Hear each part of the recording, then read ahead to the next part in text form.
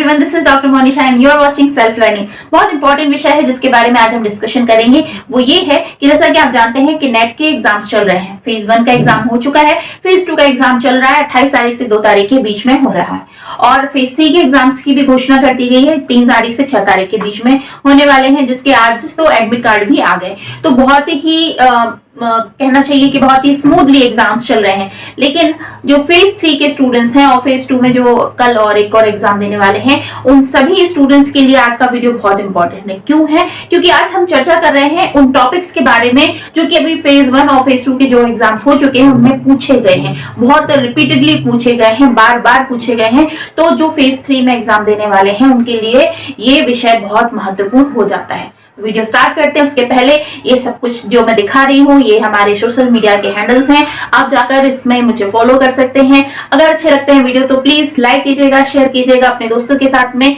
और चैनल को जरूर सब्सक्राइब कर लीजिएगा इसी तरीके के इन्फॉर्मेटिव वीडियोस के लिए। चलिए स्टार्ट करते हैं आज का वीडियो। तो देखिए, जो यूजीसी नेट के एग्जाम हो रहे हैं, ये जो मैं बता रही हूँ ये मुझे जो मेरे ही स्टूडेंट्स हैं उन्होंने ही मुझे बताया है, जिनके एग्जाम्स अभी हुए हैं उनके जो अपडेट मुझे आए हैं, जो फीडबैक्स आए हैं, उसके हिसाब से मैंने ये कंक्लूजन निकाला है कौन कौन से ऐसे टॉपिक हैं जो बहुत महत्वपूर्ण हैं। तो देखिए, सबसे पहले मैं आपको बता दूं, जैसे कि पहले भी बताया था, कम्युनिकेशन से बहुत क्वेश्चन पूछे जा रहे हैं। तो बैरियर्स ऑफ कम्युनिकेशन, कौन कौन से बैरियर्स होते हैं कम्युनिकेशन के माध्यम में, तो उसके बारे में आपको पढ़ना है। बहुत इंपॉर्टेंट क्वेश्चन है और बार बार इससे क्वेश्चन रिपीट हो रहा है। सैंपलिंग मेथड रिसर्च के जो क्वेश्चंस हैं उसमें सैंपलिंग मेथड का हर एक पेपर में, हर एक फेज में, शिफ्ट में भी एग्जाम में ये प्रश्न आया है, ऐसा स्टूडेंट्स कह रहे हैं। तो सैंपलिंग मेथड आप जरूर पढ़ के जाइएगा। Research method, types, process and ethics, इसके बारे में भी मैंने आपको बताया है। सेपरेट वीडियोस हैं हमारे जिसमें हमने रिसर्च मेथड्स के बारे में बताया है, आप उसे जाकर जरूर देखिएगा। बहुत सारे क्वेश्चन पूछे जा रहे हैं रिसर्च के टॉपिक पर। अब इसके बाद में क्लासिकल स्क्वायर अपोजिशन, ये एक बहुत महत्वपूर्ण फिलोसफी का टॉपिक है, वेस्टर्न फिलोसफी का। इससे भी क्वेश्चन पूछे गए हैं। इंडियन लॉजिक के बारे में भी प्रश्न हैं जो पूछे जा रहे हैं। इंडियन लॉजिक के बारे में 6 प्रमाण, न्याय, फिलोसफी, इसके बारे में तो हमारा सेपरेट वीडियो मैंने कंप्लीट बहुत ही डिटेल में आपको समझाया है, उसको आप जाकर जरूर देखिएगा और इसको पढ़ के जरूर जाइएगा। इससे प्रमाण से और न्याय दर्शन से क्वेश्चन पूछे जा रहे हैं।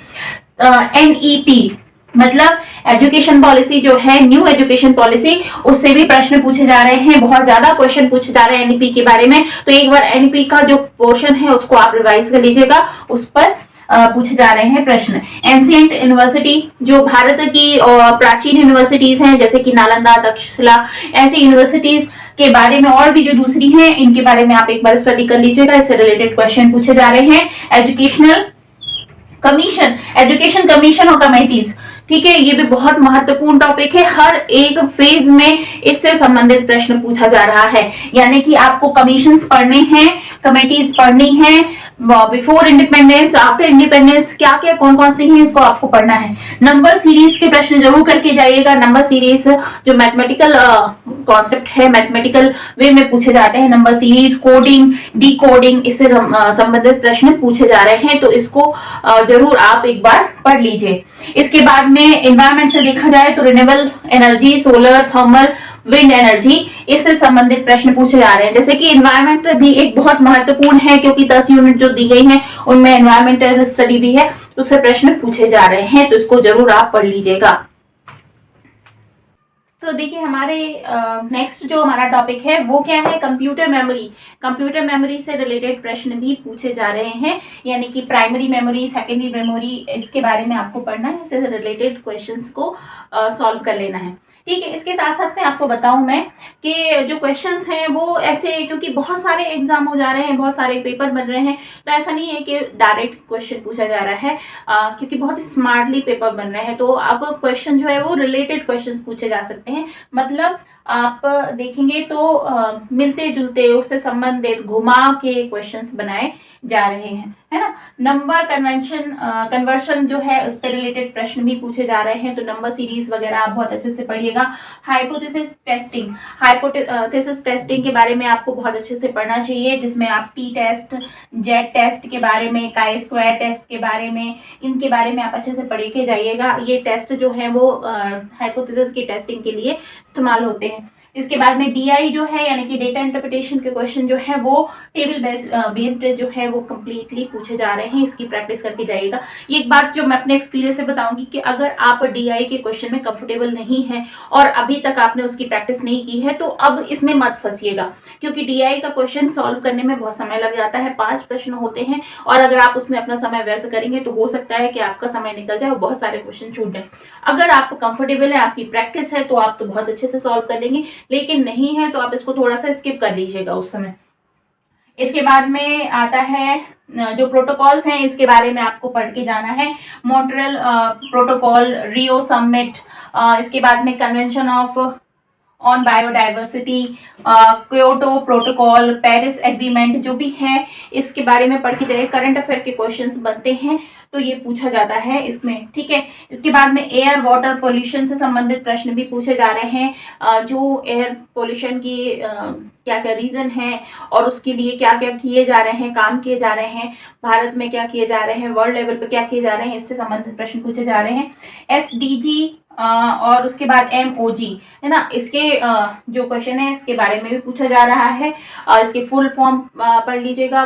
फुल फॉर्म के साथ साथ में इसका इस्तेमाल कहाँ पर होता है, क्यों होता है, किसने स्टार्ट किया था, इन सब के बारे में आपको पढ़ना चाहिए। इसके बाद में लास्ट में मैं बताऊं तो आईसीटी से संबंधित, इंफॉर्मेशन कम्युनिकेशन टेक्नोलॉजी से संबंधित प्रश्न जो है वो पूछे जा रहे हैं। इसके साथ साथ में मैथमेटिकल रीजनिंग में बहुत सारे प्रश्न हैं जो किए जाते हैं। अब एक और मैं आपको बताऊं कि ऐसा कोई भी यूनिट नहीं है जिससे क्वेश्चन नहीं आ रहे हैं, सारे ही यूनिट से क्वेश्चन आ रहे हैं।